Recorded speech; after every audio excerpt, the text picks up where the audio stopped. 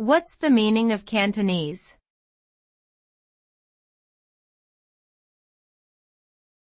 Cantonese.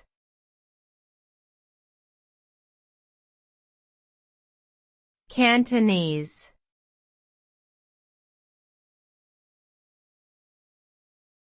Cantonese.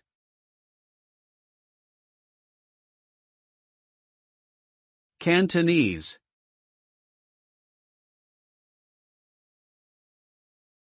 Cantonese refers to a variety of Chinese spoken in the Cantonese-speaking provinces of Guangdong and Guangxi, as well as Hong Kong and Macau.